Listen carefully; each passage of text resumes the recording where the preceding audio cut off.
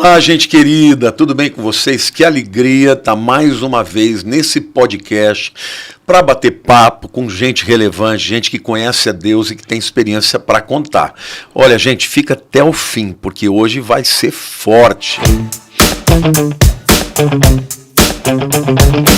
Eu estou recebendo aqui uma pessoa muito importante, que foi muito importante no meu processo de conversão, que é a minha querida cunhada Raquel Pozella, pastora da Igreja Batista Manaim, juntamente com meu irmão, pastor Caio Pozella, e a gente vai continuar aquele bate-papo que vocês amaram com ele, e agora vendo o lado aqui feminino, o lado daquilo que Deus também falou através dela. Seja bem-vinda, Nen. Muito obrigada, querido. Prazer enorme estar aqui para contar, falar as coisas de Deus, o que Ele tem feito na nossa vida. Muito bom. Nen, eu queria começar perguntando, porque a nossa família, ela sempre teve, embora todos os filhos tenham se afastado de Deus, a gente teve uma história, né, na igreja, criado na igreja. Você já não, você veio de uma família católica. Meu avô era padre. Era padre? Padre. Uau! Meu avô era padre, segundo dizem, ele não só, ele era português, mas ele esteve no Vaticano, ele falava 15 idiomas, fora as 20 línguas que ele falava extra, tal a profundidade dele. O que ele fez, ele estava estudando, ele era, como eles dizem assim, o direito canônico, mas ele era padre. Ele largou saiu de Portugal, saiu de lá, veio para o Brasil, foi direto para Friburgo, ali eles arrumaram um casamento para ele, e ele casou com na época ela era muito velha, ela já estava com 22 anos e ainda não tinha casado, era o conceito da época, um palmo a mais que ele, olho azul, vovó Guiomar, e ele casou e depois eles foram para Barretos. De Barretos ele fez a primeira escola e aí foram para Olímpia. Então deixa eu fazer um parênteses aqui, uma pergunta. Então ele não era oficialmente padre, ele era, vamos dizer assim... O direito canônico. Do direito canônico, porque os padres não se casam, né? Então, mas ele largou a batina. Quando ele veio para o Brasil, entendi. Ele largou a batina. Não, então ele era padre. Ele era tão importante a posição dele que, inclusive o Caíto lembra, né? Pessoas, os padres da região indo lá perguntar as coisas para ele e confessar com ele. Muito interessante isso, né? Eu vou te chamar de Nen, tá, gente? Ela é a pastora Raquel, mas a gente chama de Nen, então vai ficar assim. Como eu te chamo de lá, pronto tá tudo certo. Tá tudo certo. Você já imaginou na sua vida antes que um dia você pudesse ser crente? Jamais. Eu tive uma experiência muito ruim com Deus. Ou melhor, com os representantes de Deus. Eu estudei a vida inteira no mesmo colégio de freira. E aí o que aconteceu? Com 9 anos, surgiu uma coisinha chamada biquíni. E eu ganhei um biquíni da minha mamãe. E uma coleguinha de escola convidou a gente para ir até na chácara passar o fim de semana lá. Nós fomos, eu nadei, estava tão gostoso lá, mas na segunda-feira, quando eu entrei na sala de aula, a freira acabou comigo na frente de todo mundo e falou que eu não prestava, que a minha mãe não prestava, que eu ia para o inferno. Nossa. Aquilo foi tão traumático que na hora que ela falou, bom, se Deus não quer nada comigo, eu também não quero nada com ele. E eu deixei de pensar em Deus, apesar de que eu sempre fui muito... conversava com ele, uma coisa louca, como criança eu sabia que eu conversava com ele, mas depois disso não. Eu só fui voltar a pensar em Deus quando depois de casada, quer dizer, quando eu fui casar, porque os padres não queriam fazer meu casamento, disse que eu ia ser excomungada, eu estava casando com um protestante, e os protestantes diziam que eu só poderia casar com ele se eu me batizasse. Então nós fizemos um casamento em casa, com um padre e um pastor, ia ficar muito mais fácil, os dois abençoaram, e aí depois, quando começaram a acontecer os problemas, aí eu precisei me voltar para o Deus que aparecesse.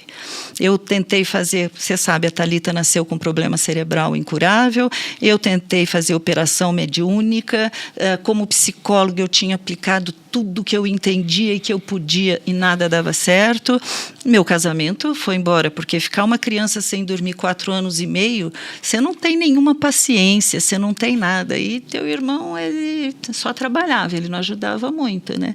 Então ele saía de casa antes das 7 da manhã, manhã, voltava às 10 da noite. E eu estava sempre muito sozinha, a gente mudando demais. Nós mudamos, acho que, 17, 18 vezes ele conta as mudanças que nós tivemos. E eu estava sempre muito sozinha. Mas nesse período dos 4 anos e meio, tudo que chegava, que era religião, eu tentava pôr em prática, porque a ciência não tinha dado certo. E aí foi nesse momento que eu encontrei em Petrolina um casal que me chamava muita atenção. Eu falava, o que essa moça tem que eu não tenho? Eu fui preparada para ajudar casamento, o meu está estragado. Eu fui preparada para poder ajudar a família com problemas com os filhos e eu não dou conta do recado. E aí aquilo me chamava atenção, eles eram casados há tanto tempo e eles se amavam. Eu falava, que coisa louca é essa? Meu casamento acabado, mas eu queria estar perto da Jane, eu queria estar juntinho dela, porque ela me trazia muita, muita paz. E você ainda tem contato com eles? Direto, ela está até nos vendo. Sério, o tempo todo. Eles estão... Jane, Silvia, só a dona Benigna, que ele já morreu, né? É. E a Jane, quando ela falava comigo, eu pensava que ela era louca. Quando eu ia no hospício e eu via algum paciente, tinha que fazer, né, parte de faculdade, e o paciente falava, Jesus falou comigo, apareceu para mim, eu já punha o nome da doença do lado. Aí a Jane chegava perto de mim, eu não podia falar que ela babava, por quê? Porque ela falava 5 idiomas, ela era uma moça extremamente inteligente, e ela falava, não, porque Jesus falou comigo, porque Deus fez isso, porque Deus... Eu falava, o que essa menina tem? Ela não parece ser tão louquinha assim. Quantos anos você tinha nessa época? Não, eu casei com 21, 28 anos. Era jovem ainda. É, muito jovem, muito jovem. E eu já estava aí com a Thalita, Caio, Thalita, né? Thalita é do meio. E foi em Petrolina que eu comecei a passar muito, muito mal e não sabia o que era. Fazia exame e não dava nada. E descobri, o Caio me mandou para vir para São Paulo para eu poder descobrir o que era. Eu estava no 5º mês de gravidez e já tinha emagrecido 5 quilos. Bexiga inflamada. Da Rebeca. Da Rebeca. Bexiga inflamada, cistite hemorrágica, pedra no rim, tive que fazer transfusão de sangue, porque tudo que eu comia para mim não passava para a criança. Aí o médico chegou e falou assim, olha, você vai nascer uma criança que vai ter um problema mental. Eu falei, outra não. Eu já tenho uma que ninguém descobre o que é, como é que eu vou ter outra criança? Nisso, ele foi transferido mais uma vez. Ele me ligou de Petrolina e falou, você nem volta para cá, você já vai direto para Belo Horizonte, eu vou te buscar. Só que Deus é tão lindo, eu sempre usei uma expressão que hoje muita gente fala. Eu falava assim, eu não acredito em coincidência, eu acredito em Jesuscidência. Porque ao mesmo tempo que Deus me leva para morar em Petrolina, em Recife, em Belo Horizonte, logo depois de Petrolina, a Jane também foi para lá. Quem morava lá? A mãe da Jane morava lá.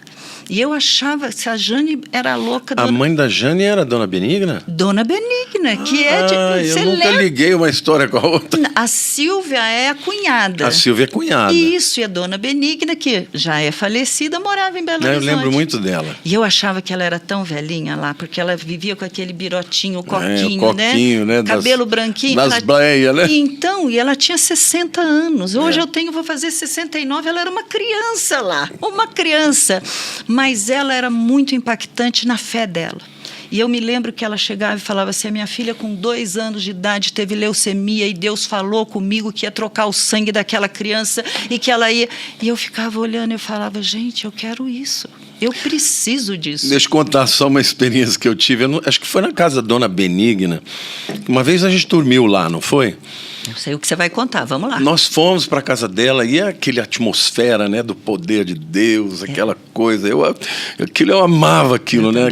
Novo convertido, né? Querendo ver Deus fazer as coisas, era algo tão tremendo. E eu cheguei e fui dormir. Aí eu comecei a orar, Deus, eu quero ver um anjo. Deus, eu quero ver um anjo, porque eu creio em ver um anjo, eu quero ver um anjo, eu tenho direito, eu tenho fé, eu falo, pode pedir. E eu comecei a orar, e de repente senti uma presença de um anjo assim do meu lado, e o Espírito falou, pode virar que ele está aí.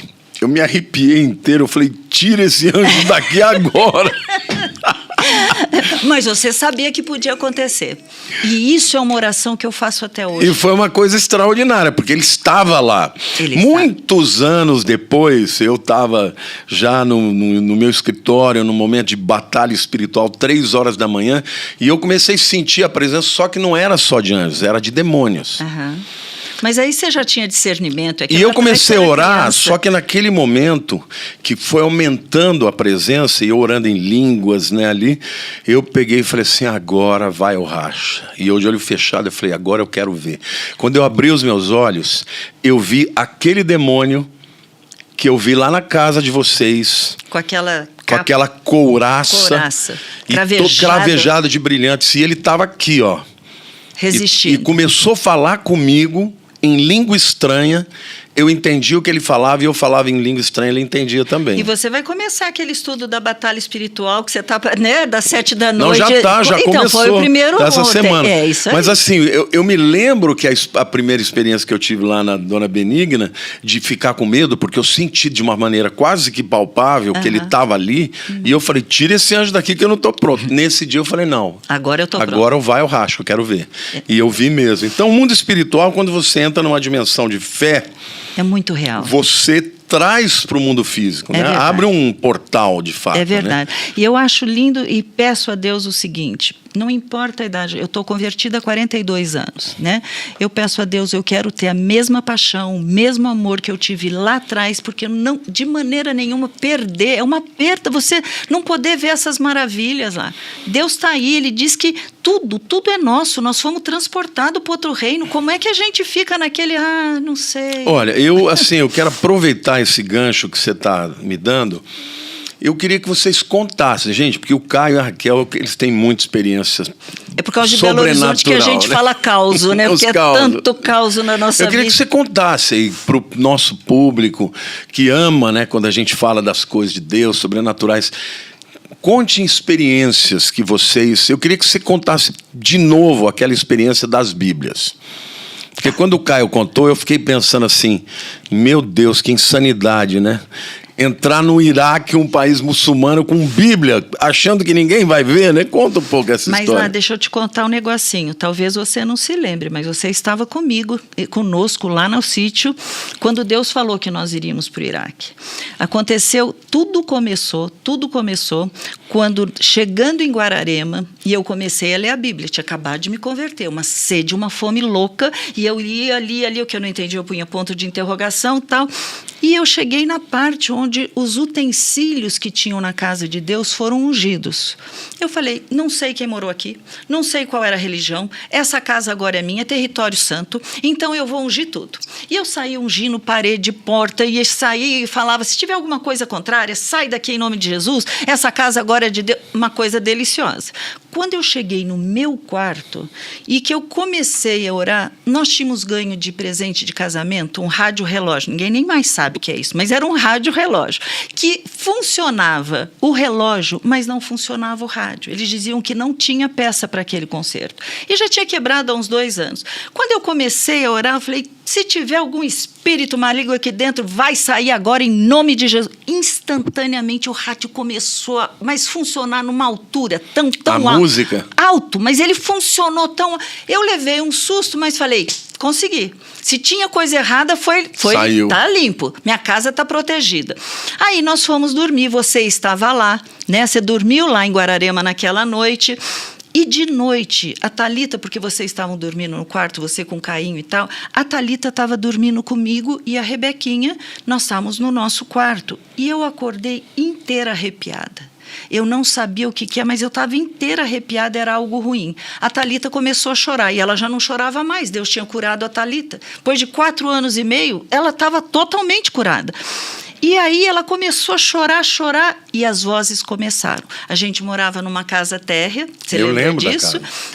E a nossa janela dava exatamente para o quintal, que era a garagem que levaria para os carros ficarem lá. E eram 2 vozes altas, só que a gente não conseguia entender o que elas estavam dizendo. E era uma gritaria tal. Teu irmão sempre foi muito corajoso.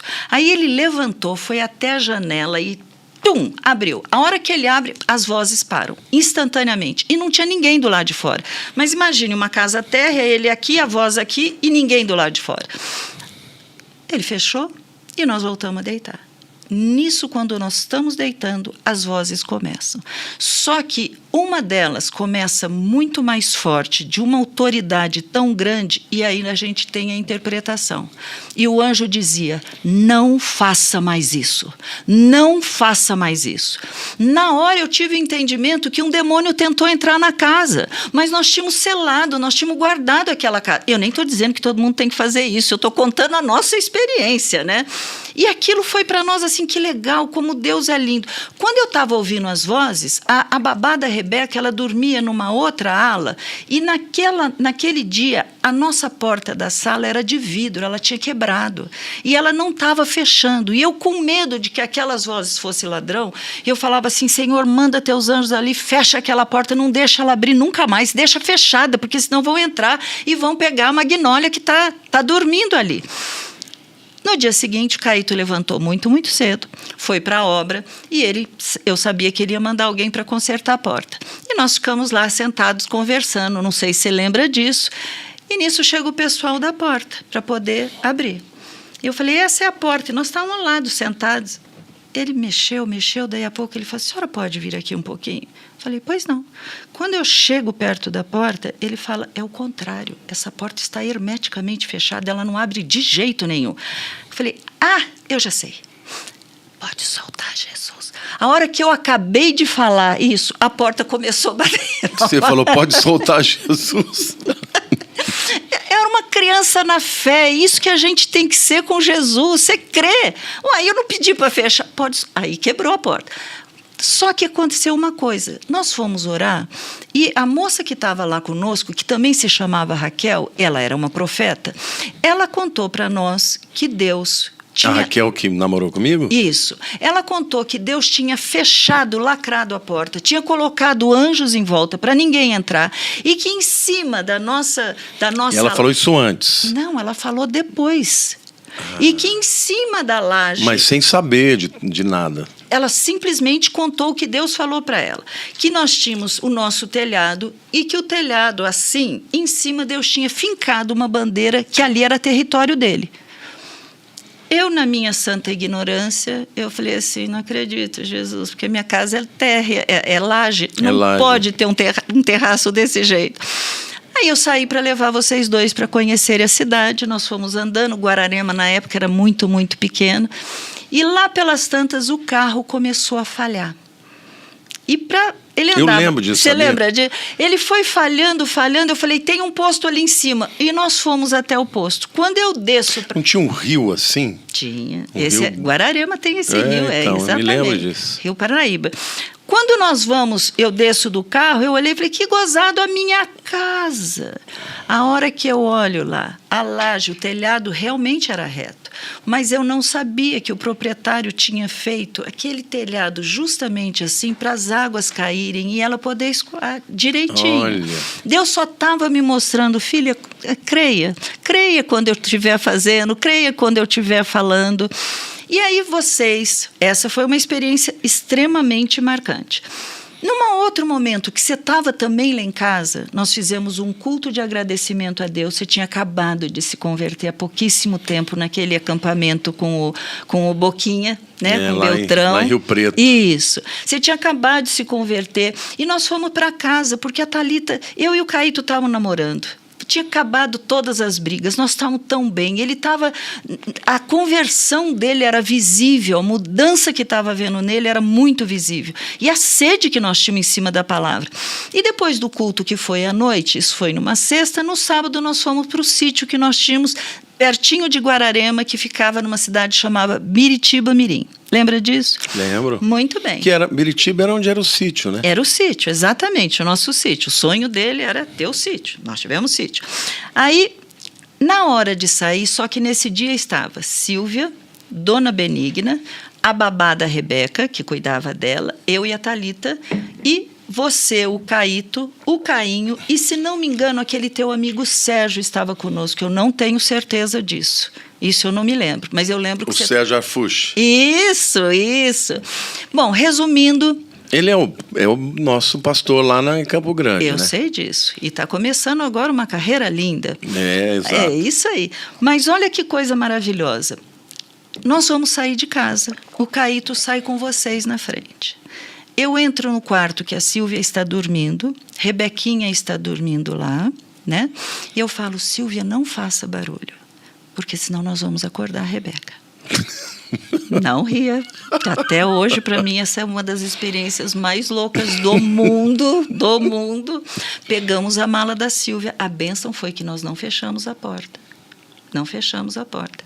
Saímos, entramos no carro, a babá no carro. Tá lindo. E nós fomos até o sítio. Quando nós chegamos no sítio, tinha aquela escada, né? O Caíto estava lá em cima com você. Ele olhou para mim. Cadê a Rebeca? Eu esqueci.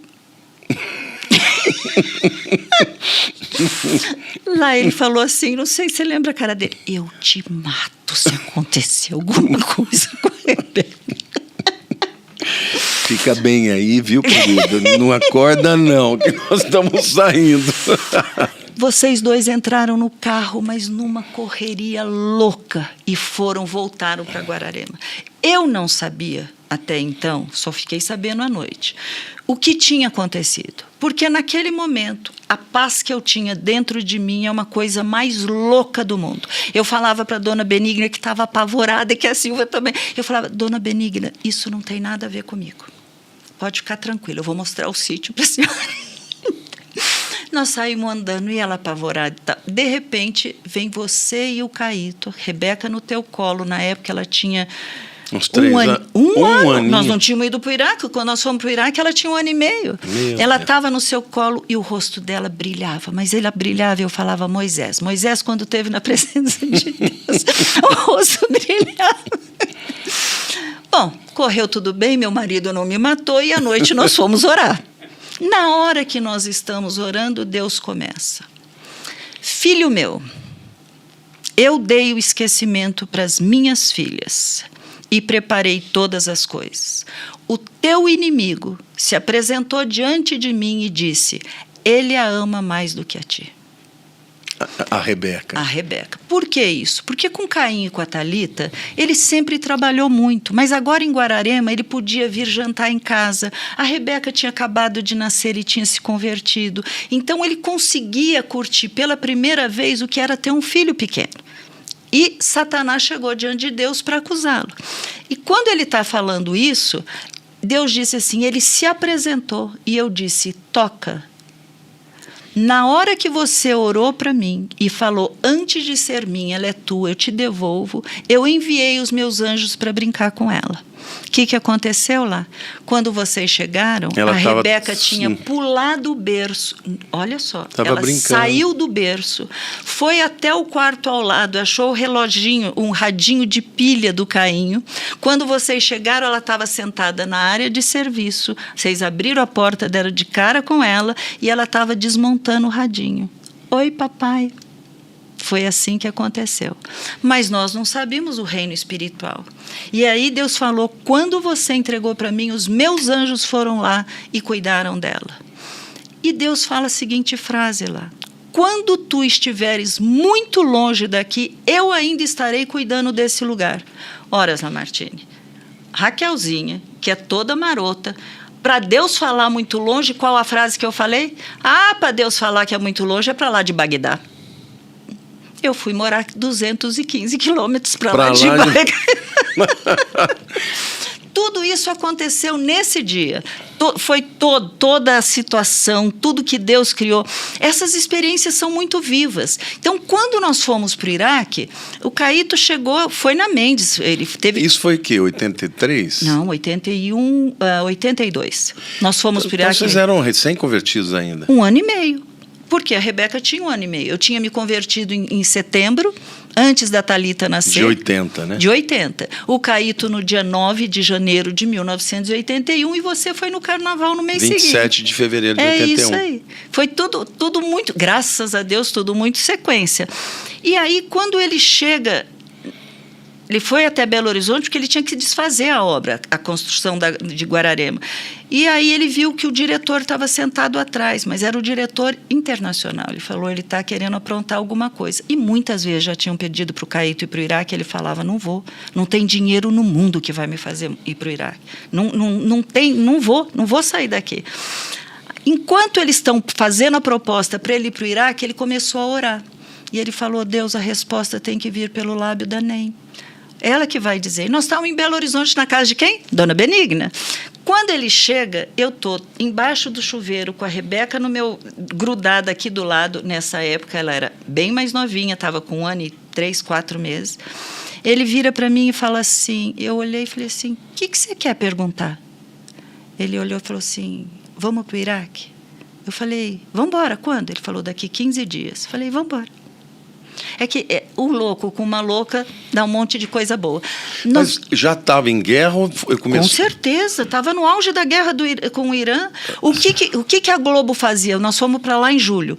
Todo jornal que tinha, a Globo fazia uma reportagem de como a Mendes iria tirar o pessoal, os brasileiros de lá, para trazer embora se houvesse a guerra.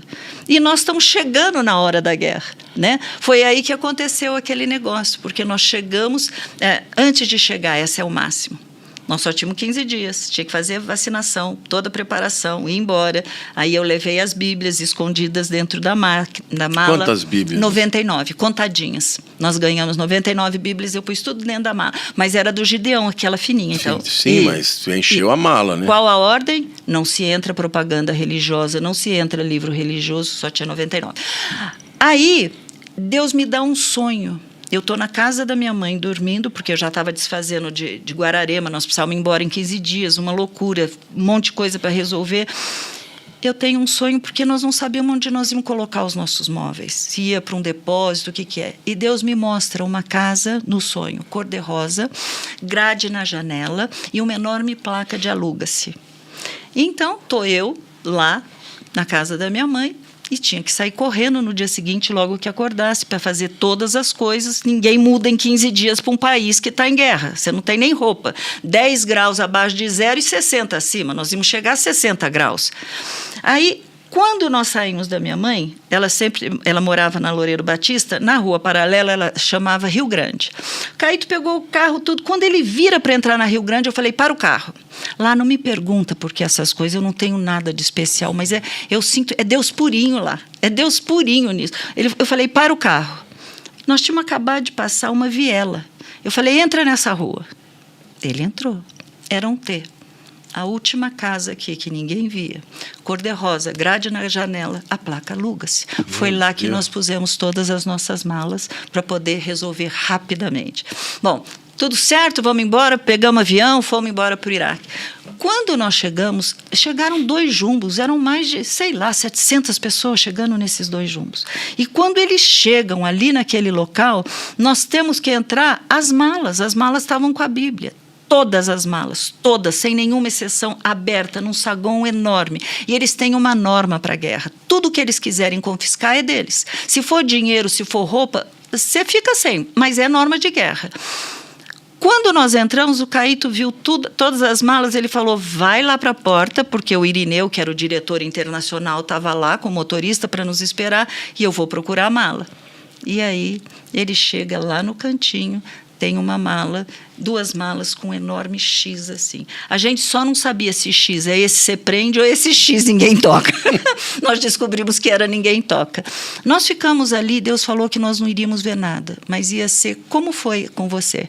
Eu plantei e Apolo regou, mas o crescimento vem do Senhor, né? Me lembro o dia que eu me converti, que nós viemos para São Paulo 2 dias depois, eu não, o Caíto, né? No dia 9, nós viemos no dia 11, e naquele momento você estava no carro com a Priscila e você falava, que é isso? Que história é essa? Mas Deus fala. Como que Deus fala? Deus curou. Como que Deus cura? Você lembra disso? Eu lembro. Então, aí a pouco a sede foi plantada e Deus fez toda a hora. Ali no Iraque foi a mesma coisa. Nós pudemos falar de Jesus, nós fizemos Natal em casa, foi muito gostoso. E vocês ficaram quanto tempo lá? 10 meses. Exatamente, porque Deus falou naquele dia no sítio, ele falou, te quero lá por muito pouco tempo. Quando fez 8 meses eu estava... Você está num país de guerra lá, é uma loucura aquilo lá, né? Era longe o lugar da guerra ou vocês conseguiam ouvir bombas? Não, eu vou só te contar o que nós vimos. Primeira vez que eu fui para Bagdá, nós não podíamos sair, ninguém fazia nada sem motorista, você não consegue ler placa, não tem jeito. E aí o Caíto falou, vamos conhecer Bagdá. E nós fomos num shopping. Olha a cena, um shopping que eles tinham acabado de construir. Tinha lugar em Bagdá que você pisasse, em Bagdá ali perto, você pisasse, seu tênis ficava, o petróleo brotava. Então, grana eles tinham. Um shopping simplesmente maravilhoso, espetacular. Mulher sobe de um lado. Era na época do Saddam, né? Saddam Hussein. Mulher sobe de um lado, o homem sobe do outro, as escadarias. Aí você chega numa sala mais ou menos isso daqui maior, com uma mesona assim, em cima tinha granada, metralhadora, dinamite, tudo. Ali era o local que você deixava a sua arminha. Aí você entrava para fazer as suas compras, depois você voltava, pegava seu pacotinho de arma e você saía.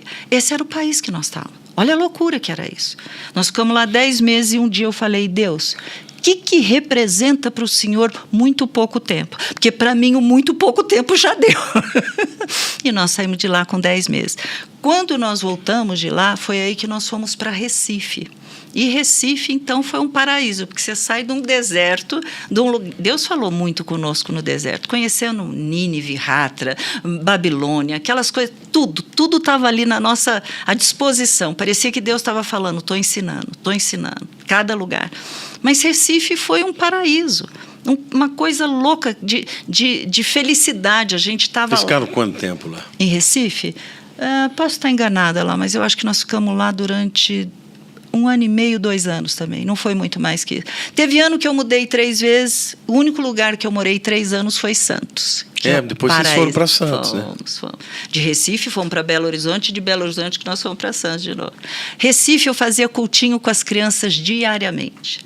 Todos os dias, 5:30 da tarde, eu chamava, subam que nós vamos fazer o cultinho. Como eu morava no primeiro andar de um prédio, e eles brincavam, era muita criançada, eles começaram, por que vocês têm que subir? O que vocês vão fazer lá em cima? Por que tua mãe chama todo dia? E aí, podemos ir juntos? De 3, que eu pregava para 3, dava para 3, agora nós tínhamos uma sala com mais de 10 crianças. Às vezes ali tinha criança de 3 anos, como a Rebeca estava com 3, até crianças de 10, 12 anos. Então eu pegava um versículo, dissecava e tal. E um dia eu contei para eles a cura da Talita, que Deus tinha dito, eu e meus anjos descemos para operar a tua filha, será um marco na tua vida, será um marco para vocês. Ela correrá, subirá, descerá, será uma nova criança. E eu contei isso para eles. E eles estavam apaixonados por Jesus. Todo dia, agora não precisava nem falar, eles mesmos já subiam para ir para a nossa reunião. Um dia nós estamos indo para a igreja, num domingo, e estamos do lado de fora do prédio, para um carro na nossa frente e tinha uma amiguinha da Rebeca, de 3 aninhos. Os olhos dela estavam totalmente para fora. Eu não sei o que é isso lá. Eu não me pergunto, eu nunca vi. Para fora da órbita ocular? Os dois. Era uma bolinha Deus. assim para fora. E a mãe desesperada e o pai falou, nós só vamos levar eu não me lembro como chamava o menininho, para a igreja, para ficar lá com os pastores e vamos levá-la para o hospital. Nós estávamos tão atordoados com o que nós estávamos vendo que nós nem falamos, deixa a gente leva, ele fica conosco. Nós fomos atrás do carro. Quando nós chegamos lá na porta da igreja, ela falou assim, ora por mim, titia Raquel, porque Jesus vai me curar, não precisa se preocupar. Que lindo, 3 3 aninhos. Eu fiz uma oração e falei, Senhor, é a fé dela. É a fé dela. Lamartine foi a conta deles saírem o carro, nós começamos o culto. Não tinha terminado o culto, eles voltaram.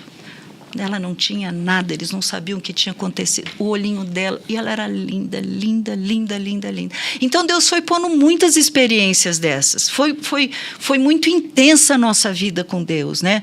Se me perguntasse assim, qual é a experiência assim, mais louca, quer dizer, mais louca acho que é a da esquecer a Rebeca. Que mãe! Quando eu li assim, pode uma mãe esquecer do filho?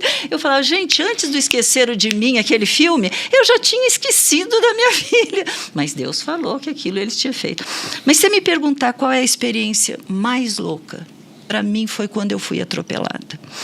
Nós estávamos morando em Santos, sabíamos que íamos ser... Foi na Paulista, né? Foi na Paulista.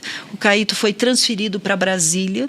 Isso era uma segunda-feira, mas no sábado lá, nós tínhamos comprado um terreno em Alphaville. Que é onde vocês construíram a casa? Onde eu moro até hoje, 32 anos lá. Olha. No sábado, nós compramos. Na segunda, eu saio de Santos com o motorista, o Caio, a Talita, né? Nós, no carro, só nós. E nós fomos levá-lo para o aeroporto, que ele ia para Belo Horizonte pegar agora toda a documentação, a papelada, porque, como diretor da área portuária, ele precisava morar em Brasília. Isso foi segunda-feira. Eu ia ficar o dia inteiro na minha mãe, que morava ali do lado da Paulista, e ele ficaria o dia inteiro lá em Belo Horizonte, voltaria no final do dia. Quando deu 3 da tarde, eu precisava comprar as últimas coisas e nós fomos, naquela época tinha uma Sears no final da Avenida Paulista. Eu lembro. Você lembra da Sears? Então, Não hoje é o ali, shopping. Hoje virou é o shopping, né? Isso, pátio... Não, é o Paulista, Shopping Paulista. É isso aí. Nós fomos até a Sears e voltamos a pé. Estava meu pai, minha mãe, eu e a Thalita. E eu vim abraçadinha com a minha mãe, andando pela rua, abraçada. Nós viemos pela de trás, Cincinato Braga. Quando nós estávamos chegando perto da Paulista para cruzar, a minha mãe falou: filha, mas você só estava faltando comprar uma coisa, por que você não ficou? Eu falei: mãe, eu não estou aguentando de cansaço. Mas eu não quero mais ouvir falar isso. Vou te deixar e vou pegar meu pai. Peguei o braço do meu pai e a Thalita ficou com o braço da minha mãe. Nós chegamos na frente da Paulista, na frente do hospital. Sinal verde para atravessar. Um ônibus parado aqui, pegando o passageiro. Então, estava mais do que na cara. Se tivesse aberto, o ônibus tinha andado. Estamos ali, eu e meu pai abraçadinho, começamos a andar. Eu olhei todos os carros parados lá do outro lado, portanto, um quarteirão para trás, que ali naquela época era um Bradesco, não sei se ainda é hoje, que é bem na frente da Sears, ficava na esquina. E eu olhei e vi os carros parados, mas eu vi uma moto saindo. Falei: um quarteirão de distância, eu chego no meio do fio tranquilamente. Nós estamos andando para chegar ali, eu olho de novo, ele já está muito perto. E eu abraçado, meu pai na minha frente, eu aqui. Eu olho de novo e falei: papai, nós vamos ser atropelados. A hora que eu acabo de falar isso, ele tinha a avenida inteira para passar lá. Ele podia ter desviado.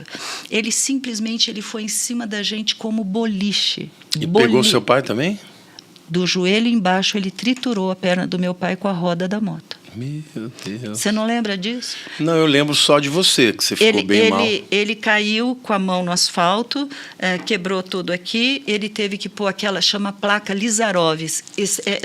São pinos que vêm para fora e dentro é uma peça de titânio e ele tirava, os médicos, né, tiravam partes dele de osso para colocar na perna para ver se crescia de novo e se ele poderia voltar a andar. Ele ficou 2 anos em hospital, entrando e saindo do hospital. A roda da moto pegou essa parte. Só que na batida eu fui jogada a 10 metros de distância e caí de cabeça no chão. Até hoje, acho que eu não bato bem por isso.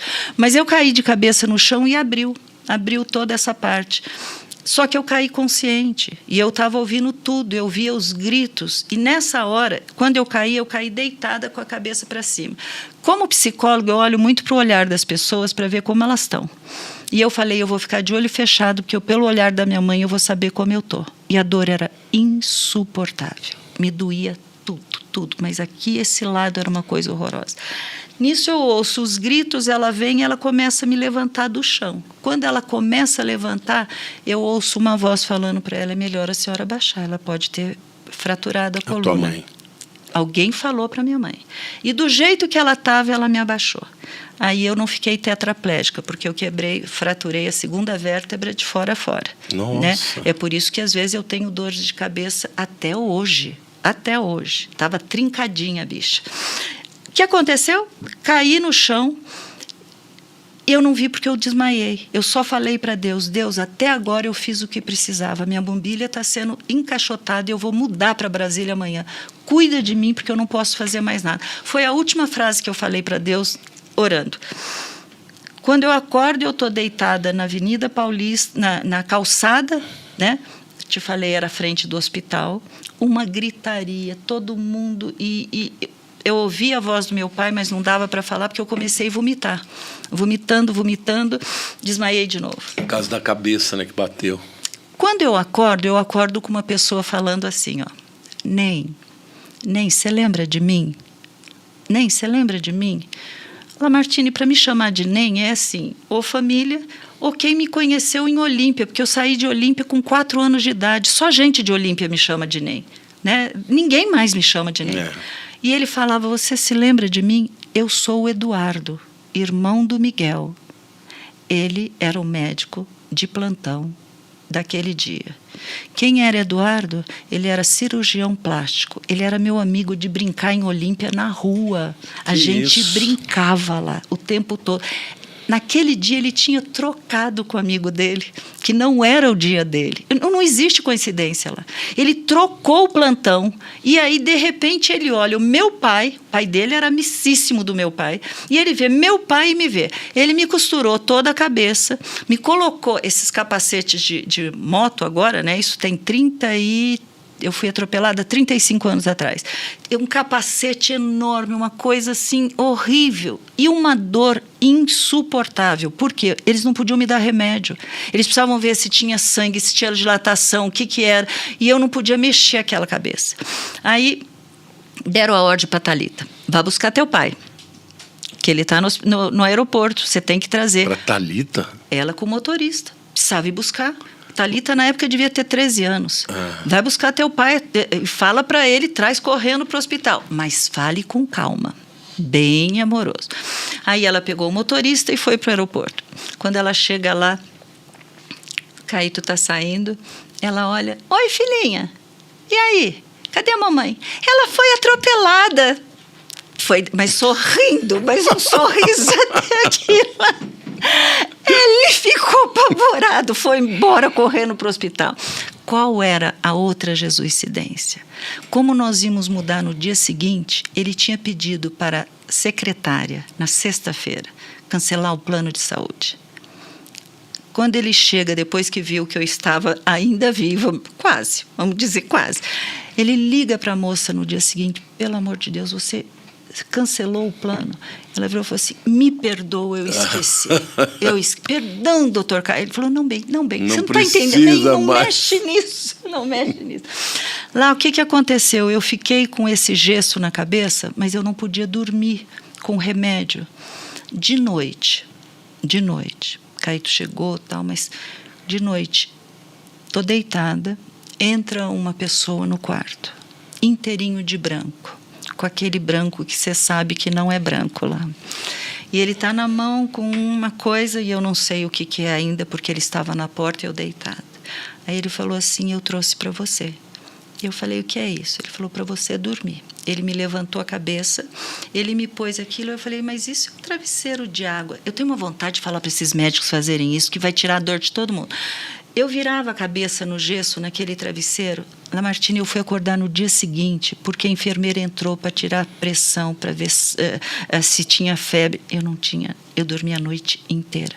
O pessoal de Santos, quando soube que eu fui atropelada, todo mundo começou a orar para pedir para Deus. Agora, olha que coisa mais linda.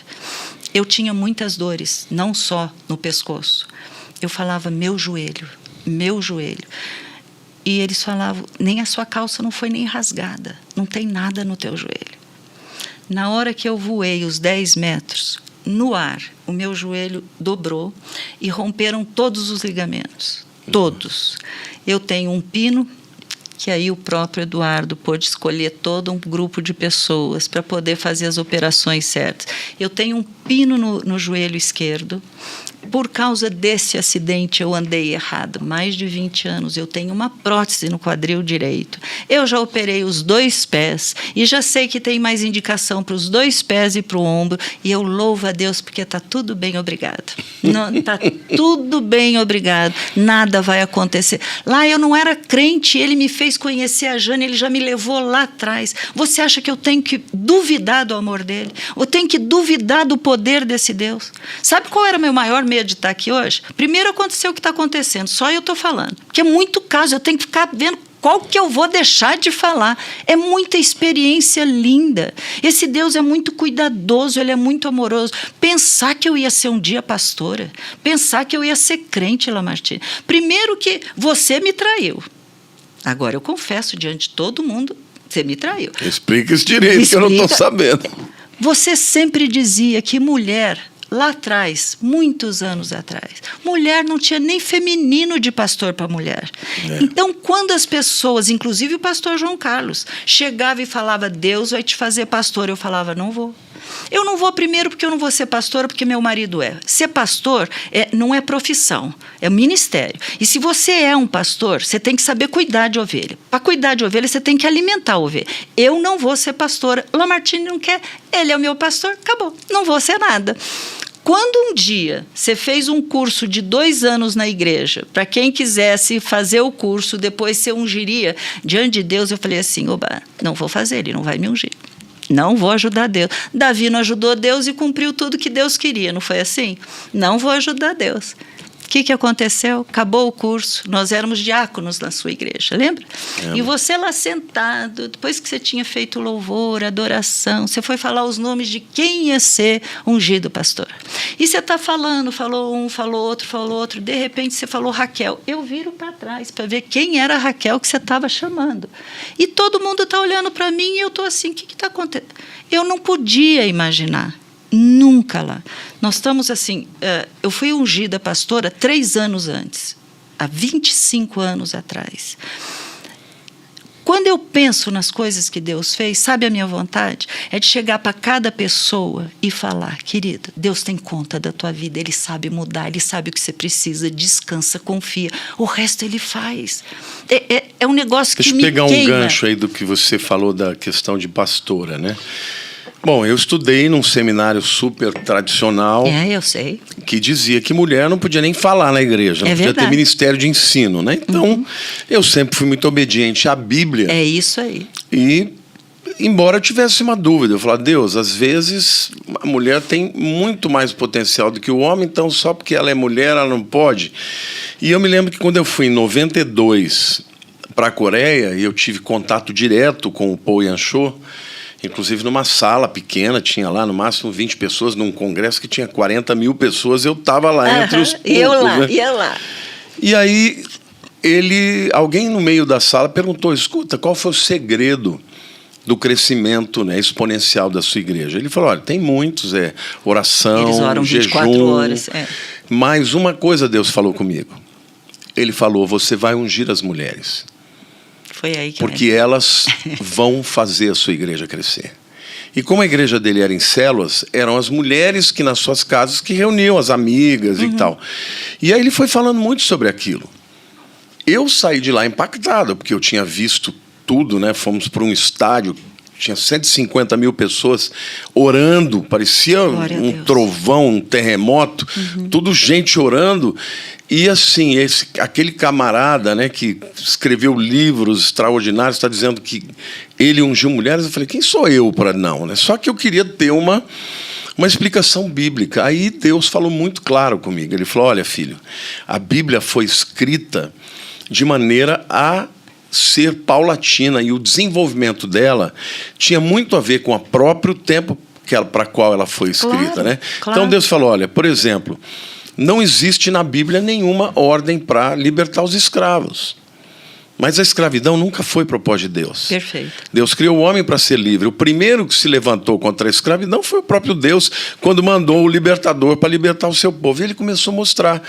Deus nunca falou, por exemplo, a respeito de que os donos de escravos deveriam libertar os seus escravos. Ele só diz, olha, você ame o seu servo, o seu escravo, e o escravo respeite a Deus. E aí Deus foi me mostrando que a questão da mulher era assim também, que naquele tempo a mulher não tinha acesso à educação, naquele tempo a mulher não sabia ler e escrever, portanto não podia ensinar, e vivia num tempo em que a mulher era inferior aos homens, aos olhos do mundo. Mas aí Deus falou, no entanto, eu fiz da mulher adjutora. A adjutora é estar ao lado, não à frente e atrás. E aí Deus falou, Romanos 13... não diz que toda autoridade é constituída por Deus? Deus foi falando assim com o meu sim. Ora, se Deus levanta uma mulher para ser presidente de uma nação, e na época ele falou da Margaret Thatcher, ele não pode levantar uma mulher para ser pastora de uma igreja? Eu falei, uau, encontrei a explicação bíblica. E aquilo, talvez eu nunca tenha te dito por que eu mudei. Eu não mudei porque eu deixei de crer na Bíblia, é porque eu entendi que existiam coisas na Bíblia que a Bíblia não foi contrária, mas ela permitiu que a tradição fosse o usual daquele tempo. Aí eu dizia, mas por que Deus está dizendo que a mulher não deve perguntar na igreja, deve perguntar em casa? Aí Mas eu ela fui fica estudar. de um lado, fica do outro. Aí eu fui estudar e eu descobri que a mulher ficava de um lado e o marido do outro, e ela chamava, o que ele falou ali mesmo, né? Então aquela coisa de não fale é muito mais para uma ordem do culto do que propriamente Quando a mulher Paulo ser fala, impedida né? de falar. Sei. E depois Deus mostrou mulheres que foram usadas, como Débora, como, né? Claro. Que também como Esther. E eu formulei, então, uma teologia que pudesse acomodar o entendimento de por que a mulher pode ser pastora. Aí eu falei, acabou, agora eu já entendi. Mas sabe de uma coisa que eu acho gostoso? Independente de eu ter ouvido tua explicação ou não, eu sabia o que Deus queria. Mas eu também, por ser extremamente em cima do que a palavra diz, eu falava assim, se isso é de Deus, Deus vai cumprir. Eu não vou ser nunca igual a Sara que vai falar, vai dormir com a minha escrava só para cumprir o negócio. Eu não vou nunca fazer... Davi para mim era o meu maior exemplo. Né? Deus ungiu, ele era jovenzinho, um garotinho, um jovem, um adola, não importa. Mas ele esperou o tempo de Deus, ele teve a oportunidade de matar o Saul que estava perseguindo, seria legítima defesa. Não toca no meu ungido. Mas eu quis colocar isso porque até hoje as pessoas me perguntam. Então, às vezes me pergunta numa caixinha de perguntas que eu tenho 15 segundos para responder, não dá. Então, vai ser bom porque vão ficar sabendo. Eu aproveito a oportunidade numa situação dessa para... Eu já gravei vídeos sobre isso, explicando por que a mulher pode ser pastora e tal. Mas, assim, eu queria aproveitar isso e te perguntar, você sente que existe ainda um preconceito no meio cristão, no mundo evangélico, ou mais do que isso, você acha que você já teve na sua igreja alguém que tenha olhado para você e falar, ela é pastora, eu não aceito ela? Ou é mais sutil? Não, várias experiências. Eu sou convidada para pregar em alguns lugares. Numa das vezes, após a pregação, o próprio pastor, o líder da igreja, virou e falou assim, nossa, eu tinha sido convidada por uma mulher para poder falar, mas tinha homem junto. Ele falou assim, nossa, eu nunca tinha visto uma mulher falar assim, com essa autoridade, com essa unção. Quer dizer, sem querer, ele mesmo ajudava. É a primeira vez que eu estou... Tudo bem, eu entendi como elogio, está tudo bem, entendeu? Vamos deixar por isso. Na igreja, logo no começo, lá atrás... Como nós estamos num lugar que tem muitos empresários, muita gente, então às vezes aparecia, mas não por eu ser mulher, era mais ou menos assim, olha, dá licença, você sabe com quem você está falando? Você entendeu? Isso nunca me afetou, porque eu sei o que eu sou diante de Deus. Lamartine, uma coisa linda que tem na minha cabeça, sabe o que é? A minha identidade. Ninguém muda o que eu sou. Porque eu sei o que eu sou para ele. Esquece o que eu pensava lá atrás, esquece o que disseram que eu ia ser. Eu me lembro quantas e quantas vezes, minha irmã inteligentíssima, meu irmão inteligente, normal, entendeu? Eu normal. Mas não me entrou mais depois da minha conversão, eu li, eu falava, está escrito, é meu. Ele diz que eu sou menina dos olhos dele, eu sou menina dos olhos dele. Ele diz que eu sou poema, feitura é ser poema, eu sou um poema de Deus. Eu creio nisso, eu creio em tudo que está escrito e eu tenho que me apropriar, senão é uma leitura. Fé é eu ler e crer. Eu preguei agora nesse domingo sobre o DNA espiritual, né? Isso daí é fundamental. Você recebe um DNA que já nasce porque vem de Adão, né? Mas agora você é transportado para um outro reino, o reino do teu pai. O que você vai receber desse pai é o que vai fazer toda a diferença. E os cristãos não entendem isso. E não é só mulher, não. Porque mulher pode falar mais sensível, mas tem muito homem que não sabe quem ele é diante de Deus. Nós somos levantados para fazer diferença no mundo caído. Me chamou muita atenção no Iraque. Lá nós um dia recebemos o embaixador do Brasil. Lá, que coisa mais linda. O homem chegou assim, olha, era como se ali tivesse o presidente, ele abria a boca, o que ele falava, todo mundo num respeito. E eu falava, é isso que Deus quer. Eu tinha 1 ano e meio de convertida. É isso, Deus chama a gente para ser embaixador. Nós somos os representantes legais dele aqui nessa terra. tem que fazer uma diferença. Não pode ser igual lá. Não pode. Se for igual, que mudança houve? Mudança só para falar, eu era católica, agora eu virei... Não, não é isso. Hoje eu tenho um Deus vivo, hoje nós temos que entender quem nós somos, qual o propósito da tua vida. Todo mundo tem um propósito. Outro dia uma pessoa falou assim, mas eu não sei qual é o meu ministério. E eu pensei o seguinte, né? Nós temos 5 que eles falam na Bíblia, que são os 5 ministérios. Esses vão estar ajudando os outros. Mas todo crente, todo cristão, ele foi chamado para ir, para pregar, para batizar, para expulsar demônio, para curar enfermo. Nós fomos chamados. Isso daí é um negócio que... E eu sou ovelha como você. Nós podemos ter um ministério, mas nós todos somos ovelhas e todos temos essa parte, a base, de todo mundo tem que fazer. Mas nem todo mundo entende. Eu queria fazer aqui algumas perguntas até para você falar um pouquinho do que você pensa de hoje, né? Então, a primeira pergunta que eu queria te dizer, perguntar, né? Quais os riscos que você vê para a igreja nos dias de hoje? Porque nós nos convertemos numa época em que tudo era muito mais definido, né? E preto, nós pegamos branco, muito milagres, certo, muitas errado, coisas. não é a Bíblia a palavra de Deus. Praticamente todos os cristãos tinham diferença de crer nos dons ou não crer, mas todo mundo Mas não falava, era coisa essencial. Mas todo mundo cria na Bíblia. Hoje é as pessoas questionam, relativizam.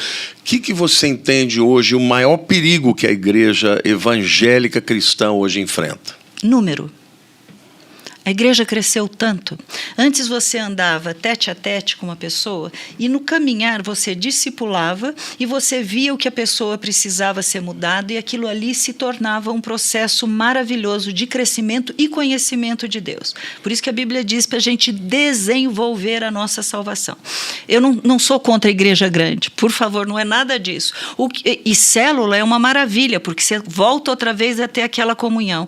Mas o número fez o seguinte... Algum tempo atrás, eu me lembro que eu preguei muitas vezes na Adonep, fui chamada para falar muitas vezes, contar o testemunho de salvação e conversão, e eu me lembro que o que eles faziam era o seguinte, repita comigo esta oração, Senhor Jesus, entra no meu coração, Senhor, eu te peço para escrever meu nome no livro da vida. Você fez essa oração pela primeira vez? Você está salvo. Lamartine, isso é uma loucura. Cadê o arrependimento? Se não houver arrependimento, se a pessoa não entendeu, olha, eu era uma caca, eu fiz errado, eu machuquei meu Deus, eu fui contra a palavra de Deus. Se eu não reconhecer isso lá, não vai adiantar nada eu ter aberto a boca. Não, mas está escrito. Sem arrependimento não há remissão de pecados. Não há. Não, mas você confessou com a sua boca, creu no quê? Que Jesus é Deus? Eu crio, eu estava na igreja católica, eu falava isso. Ele é Deus, ele morreu, ele ressuscitou, da boca para fora.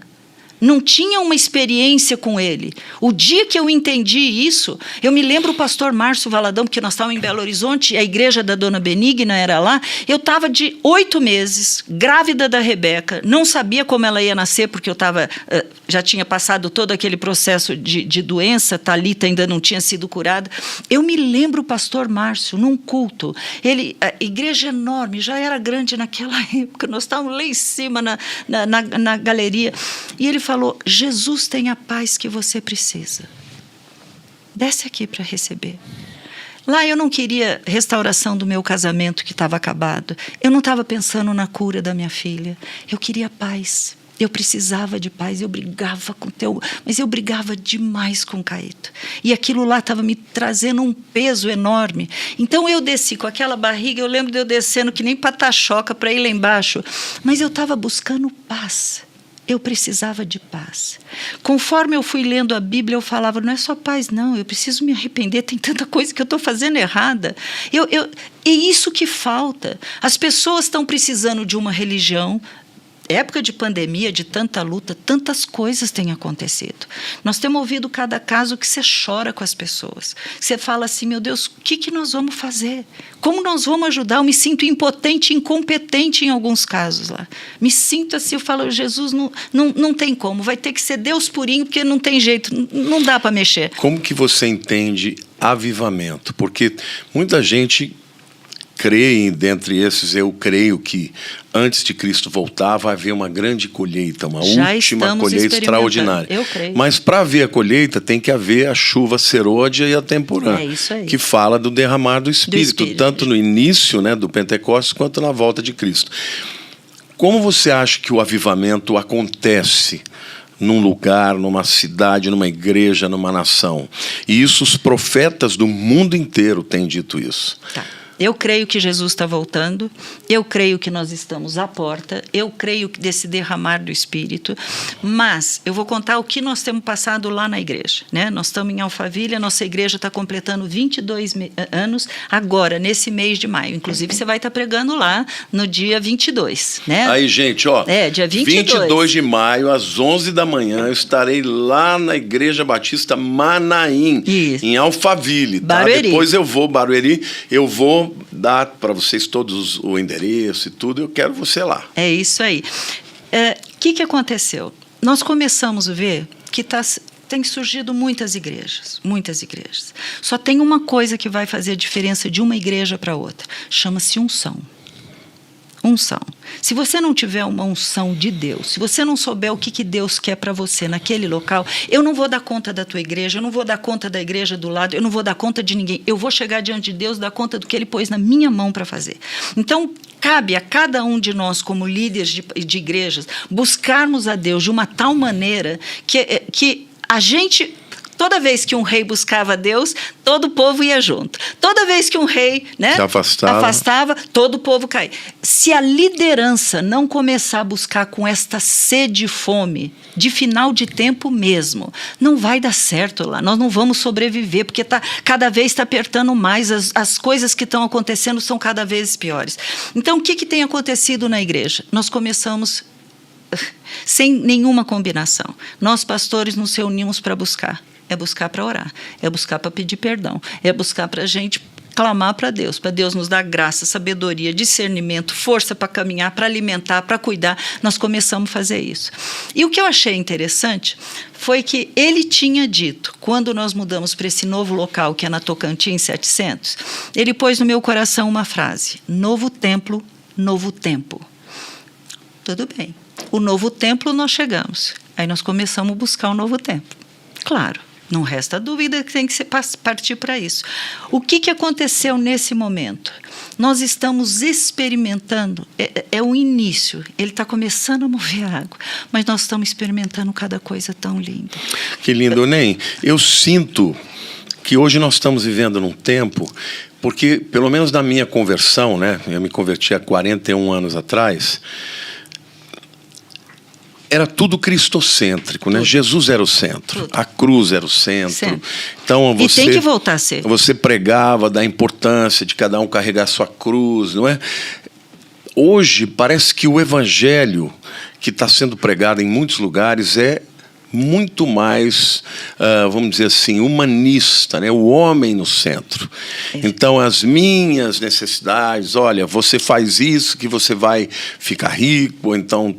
Sabe, uma pregação, eu não estou descrendo que Deus possa abençoar e né, transformar. Eu prego isso. Muda o indivíduo, muda a família, muda a vida profissional e tudo. Mas hoje, a pregação que se faz hoje é, olha, vou te ensinar as técnicas para você ficar rico, vou te ensinar as técnicas para você ser bem-sucedido. É quase um coaching evangélico, né? Não, é um coaching evangélico. Quase, né? Mas na verdade é isso. Isso não é uma substituição da unção do Espírito, porque Exatamente. Você contou aqui algumas histórias em que, quando nada podia acontecer, Deus veio e fez. Mas haverá o sobrenatural. Coisa impossível. É por isso desse livro, Agindo Deus, quem vai impedir? Parece que hoje as pessoas estão querendo... Bom, já que Deus não está fazendo no sobrenatural, eu vou fazer do meu jeito. Eu faço. Então, por falar no livro, né? Olha, gente, esse livro aqui, Agindo Deus, quem impedirá? Eu queria que você me dissesse qual que ele contém, são experiências, testemunhos, como foi que Deus te deu esse livro? Estou na igreja, lá na Araguaia ainda, no 410, e toco o telefone. E eu não sei quem é, mandam me chamar, e eu chego, pego o telefone, alô, e a pessoa fala assim, Deus te coloca uma caneta na mão, e Ele manda você escrever tudo o que Ele tem feito na sua vida. Quando ele fala isso lá, eu achei tanta responsabilidade de você contar. Falar de Deus é muito fácil. Pelo menos para mim é muito fácil. Falar dele, eu vou me empolgando, é maravilhoso. Mas nós não podemos deixar Deus de uma maneira assim, olha, vem que está tudo resolvido. Não é verdade. Você tem na Bíblia pessoas que sofreram demais. Paulo sofreu muito, Jó sofreu muito, José, para mim, foi assim uma pessoa que sofreu demais, né? Jacó sofreu demais. Então, não é esse oba-oba. Mas tem 2 problemas. Um é o que sai da pregação do púlpito. Que aí eu falei do coaching, né? Então, vou te ensinar, olha, se você fizer isso, 10 passos para o sucesso, 10 passos para Deus ouvir e te dar o que você está pedindo. Não é esse o foco. Tem o erro que sai do púlpito, mas tem o erro de quem está ouvindo. Por que eu estou falando isso? Porque tem muito, eu chamo de drive-thru. Qual é a igreja que vai me oferecer mais? Essa igreja não está me oferecendo o que eu preciso, então eu vou procurar a que eu quero. Se não ficando em nenhuma igreja, você só está... Estou pondo palavra, estou pondo, mas você não está sendo pastoreado, as pessoas... Eu sei que... Tem muita gente muito machucada lá. Tem muitas igrejas que fizeram coisas terríveis. Você acredita que quando nós começamos a igreja... você lembra da irmã Zenaide, da tua igreja? Muito. Isso, uma fofa. Mãe uma da fofa. Paula Cássia. Uma fofa. Primeira vez que ela foi na igreja, nós estávamos fazendo um bazar. E ela entrou no 410, que era uma portinha minúscula. Ela entrou e começou a rir. Mas ela ria de gargalhar. Ela ria gostoso, Lamartine. E eu falava, o que ela está rindo desse jeito, né? Ela foi lá para ajudar a gente no bazar. E ela falava, se vocês soubessem. Se vocês soubessem, ria. Soubesse do quê, irmã Zenaide? Quem que Deus vai trazer aqui? É tudo machucado, é tudo ferido, é toda gente que... Você nem imagina o que vocês vão ter que fazer. Porque estão chegando das igrejas machucadas, vocês vão curar. E vocês vão formar líderes. A nossa igreja tem essa meta lá. Desde o começo. Nós éramos Palavra Viva, você que nos ungiu. Hoje seria a Church de Alphaville. Né? Nós somos continuação. Filhos, né? Filhos. E quando você deu autonomia, porque não podia ter o mesmo nome por causa do CNPJ, então nós pusemos Igreja Batista Manaim. Mas nós somos de vocês. Nascemos de vocês. E desde o primeiro momento Deus falava isso. Vocês vão curar pessoas. Vocês vão tratar de pessoas. Mas se você faz um drive-thru, assim, hoje eu vou aqui, hoje eu vou lá, ninguém está cuidando. Ninguém está sarando, sabe? Tem um processo. Não adianta você querer que a coisa saia logo, porque todo mundo está falando, Deus pode, Deus faz. Mas você não acha que isso tem a ver com a mentalidade de hoje, com essa coisa da velocidade? Certeza. Porque vocês têm esse chamado, você é uma psicóloga, mas é uma pastora, então tem um chamado para curar as pessoas. Tá, né? certo. Agora, tem gente que não quer. Tem gente que quer drive-thru, quer a bênção imediata. Olha, eu quero de saber. preferência, Se né? não acontecer, eu vou embora, vou procurar quem...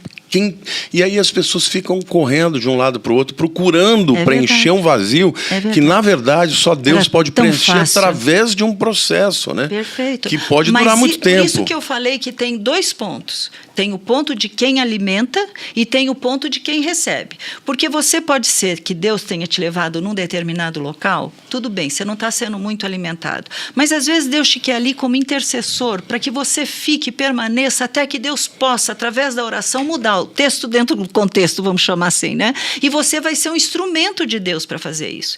Mas não... gostei, não, hoje... Não. Quem que vai pregar? Não vou, eu gosto do... Que isso lá? Não existe isso, ninguém está pregando de si próprio, não é o meu dom, não é minha área, é o que nós estamos falando dele, é o que está escrito que nós temos que falar. Não é o que eu acho, não é o que eu penso, não é o que eu suponho que a palavra está dizendo, é o que está escrito. Está escrito, fala, não está, fica de boquinha fechada. É a melhor coisa que existe. Esse processo da igreja, graças a Deus, hoje a Alphaville tem bastante igrejas, muitas. Quando nós mudamos para lá, tinha uma que era presbiteriana. Só presbiteriana. E aí a gente vinha para cá, porque a gente sabia que aqui era o nosso lugar, né? Você foi nosso pastor desde que nós chegamos aqui em Alphaville. Mas qual é o detalhe? A gente sabia que Deus tinha alguma coisa lá, mas não sabia o que era lá. nós não podíamos imaginar. Você mandou um pastor para lá para poder cuidar. Não deu certo. Não é que não deu certo. Não era o tempo, e não era a pessoa, e nem o propósito. Porque, eu não sei, o que eu sofri em Alphaville. Dá para escrever mais 3 livros. Todo mundo que lê esse livro... E como alguém pode adquirir esse livro? Eles podem pedir lá para a igreja, a gente pode pôr pelo correio alguma coisa parecida. E o endereço da igreja? Alameda Tocantins, número 700. Pode ligar lá também, 46. Gente, Alameda Tocantins, para quem é de Alphaville ou da região, é aquela última travessa da Rio Negro, bem pertinho do McDonald's, né? Exatamente, que tem aquela passarela. Quando você entra, tem a passarela. Tem você a passarela. Ter que fazer o contorno. Faz o retorno. Mas é só entrar no app da igreja, Igreja Batista Manaim, aí a gente pode pegar e até enviar. E os cultos, que horas são? Nós temos cultos nas quartas-feiras, às 8 horas da noite. Nós temos culto aos sábados, que são os cultos dos jovens. Nós temos... Que horas? No sábado, às 7 horas. Nós temos domingo um culto às 8 da manhã, 8h30 da manhã, e um às 11 da manhã. Tá? Nós não temos à tarde, à noite, por causa da pandemia. Foi uma mudança muito grande, né, Lamartine? Muita gente ainda está em casa, muita gente não voltou, mas a igreja está crescendo, só que está crescendo com sede de Deus. Esse é o foco. E nós já estamos experimentando esses milagres, entendeu? Eu fico um pouco preocupada quando... precisa levar fulano... Não precisa nada, nós precisamos de Deus. Nós só precisamos do Espírito Santo dirigindo a gente. Gente, nós estamos gravando numa terça. Hoje que dia é? 10. Dia 10. É isso? 10 de maio. Dia 20 vai estar o Luciano Subirá lá, né? Não, dia 17. Terça que vem, daqui uma semana. Mas então hoje é dia 10. É. Tá, então, gente, olha, terça que vem... Dia 17 vai estar o Luciano Subirá, meu querido amigo, pregando lá de noite. De noite. O horário que nós vamos ter o culto é às 7h30. No dia seguinte, nós vamos estar trazendo 2 queridos também para estar lá. É o mês de aniversário, nós estamos muito gratos a Deus. Até aqui nos ajudou o Senhor. É prazeroso. E quem que são as pessoas que você está trazendo? Marco e ele, João. Eles vão... olha... Marco Teles, isso mesmo. Eles são 2 pessoas que, quando eles pregam e cantam, Lamartine é a presença de Deus. E eles vão, no Subirá vai estar no dia 17, eles vão estar no dia 18 e o domingo as Pozelas. Então, domingo, às 8h30, o Caio Pozella, e às 11 horas eu estarei lá. Então, gente, esse daqui vai estar passando esse programa aqui no dia 17, no dia do Subirá. Então, hoje, daqui uma semana, mas é hoje para vocês estão recebendo, à noite, às 19 horas, Luciano Subirá, gente. Mas tem que fazer a inscrição, tá? Porque tem que fazer. Não tem como não ser feito. Nós estamos emprestando o prédio para eles. Tudo que eles que estão coordenando tudo vai direto. Eu não sei nem o número de pessoas que nós só estamos recebendo. Isso. A bênção. E no domingo eu estarei aí. Quero contar com a presença de vocês. Muita gente, pastor, quando é que você vem ao Alphaville? Estou indo agora, domingo, gente. É isso aí. Mês de aniversário da igreja. E obrigado por está indo lá, né? Já pensou? Você que não, nos ungiu, tinha que estar lá comemorando, agradecendo a Deus. Ô, Ney, que prazer te receber. Eu queria que você olhasse naquela câmera ali e você desse um recado de Deus para essas pessoas. Tem muita gente que está nos vendo, que talvez esteja num momento difícil, num momento de enfermidade, às vezes um casamento destruído, às vezes precisando de um milagre, né? Você contou tantos testemunhos aqui. Dá uma palavra para o povo. O que eu posso dizer para você? O nosso Deus é o mesmo ontem, hoje e eternamente. Ele não muda. Ele continua sendo Deus. Ele continua sendo todo-poderoso. Ele continua sendo um pai amoroso. Ele continua podendo curar. Rafa, lembra disso?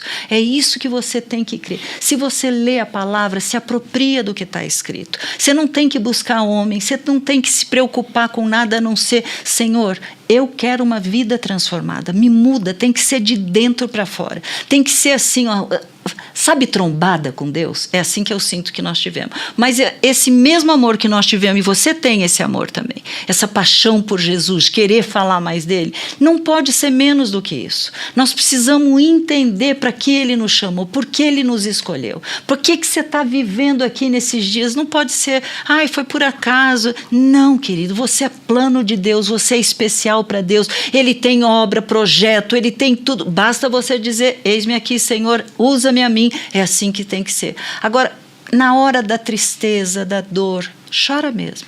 É só para um que você tem que fazer. Se derrama diante dele, fala, põe para fora. Eu não consigo. Sabe que na psicologia a gente muitas vezes não fala absolutamente nada numa sessão. E o paciente, a hora que ele sai, ele fala: nossa, que maravilha, eu estou tão bem. Sabe por quê? Porque ele falou. Porque ele falou. Isso era uma coisa positiva quando tinha o confessionário na Igreja Católica. Aquilo lá se tornava muito como um pôr para fora, né? Se falava em pecados, mas se estava pondo para fora um monte de coisa lá dentro. Nós não fazemos mais isso. Senhor, perdoa a multidão de pecados. Não é nada disso. Primeiro que você não pode ter multidão de pecados. Você tem que chegar e confessar um a um para Deus, pedir para Ele a graça para não fazer mais, porque Ele tem te capacitado para dizer não. Não para o pecado, não para Satanás, não para a tua carne, novidade de vida. Então, se derrama para Ele. E eu não sei como foi que você chegou nele, eu não sei como você aceitou Jesus, essa é uma terminologia usada, mas independente de você aceitar, quem nos aceitou primeiro foi Ele. Então o que você precisa fazer? Senhor, eu quero uma vida nova, eu quero te pedir perdão, me coloca no coração tudo que eu tenho feito de errado, mostra o que eu preciso mudar. Senhor, me ajuda, fecha meu lábio, eu preciso ser uma mulher sábia, eu preciso ser um marido mais presente. Está faltando figura paterna dentro das casas, está faltando a família saudável. O bicho é muito, muito astuto. Primeiro ele separa o marido e a mulher, porque aí os filhos estão soltos, à mercê, e aí ele pode fazer o que quiser. Queridos, nós precisamos resgatar. E os tempos estão acabando. Jesus está voltando para buscar a igreja. Na verdade, ele não vem buscar a igreja, ele vem buscar uma noiva. E essa noiva tem que ser pura, sem ruga, sem mácula.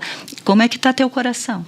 Hoje é o dia. Se prostra diante dele, você vai ver a mudança que ele vai fazer. Eu creio, ele fez comigo. Amém. Gente, eu espero que você tenha sido abençoado com esse bate-papo. Eu espero e tenho convicção de que em algum lugar aqui desse momento que a gente teve, Deus falou com você, tocou no seu coração. Eu, domingo, estava pregando uma mensagem e eu usei uma ilustração que eu achei muito interessante, né? Moisés, o grande Moisés, né? Foi preparado por Deus para um projeto, para uma obra extraordinária durante 80 anos. Só aos 80 anos Deus começou a fazer, de fato, aquilo para o qual ele tinha vindo, né? E eu disse o seguinte, que nos primeiros 40 anos, Moisés aprendeu a ser alguém, né? Foi criado, né, como um príncipe, sabia de tudo. Melhores universidades. Os segundos 40 anos, ele aprendeu a ser ninguém. Ele ficou no deserto lá cuidando de cabra e de ovelha, né? Que era uma atividade rejeitada pelos egípcios. E nos últimos 40 anos, ele descobriu um Deus que é capaz de pegar um ninguém e fazer dele um alguém. É isso aí. Então, eu queria dizer para você que não importa quem você seja, não importa a tua situação agora. Uma coisa você precisa entender: Deus te fez único. É verdade. Nunca houve nesse planeta alguém como você. Então, você não é insignificante, você é muito importante. E Ele quer transformar a sua vida, transformar a da Raquel, do Caio, a minha, e pode fazer isso na tua vida também. Abra o coração, busque a palavra, esteja numa igreja que ensine a Bíblia. Espere Deus trabalhar, não seja afoito, não seja ansioso, porque se você pular uma etapa, você vai ter que voltar e repetir aquilo que você pulou. Porque Deus, Ele está preparando uma noiva que tem que se parecer com Jesus. Porque é isso que o mundo precisa. O mundo precisa de Jesus. Não é de mim, não é de você. O mundo precisa de Jesus. E você só poderá ser alguém relevante nesse tempo se você for parecido com Jesus. Então, que Deus te abençoe. Quero pedir que você compartilhe esse vídeo. Dá um clique aí várias vezes no like e comente, porque isso tudo torna esse vídeo mais relevante. E eu quero te agradecer por ter ficado aqui até agora e agradecer mais uma vez a Raquel por estar aqui. Deus te abençoe, abençoe sua família, a igreja. E estamos juntos no domingo. Deus em nome lá, de Jesus. Deus abençoe. Fica com Deus. Um beijo para vocês, gente.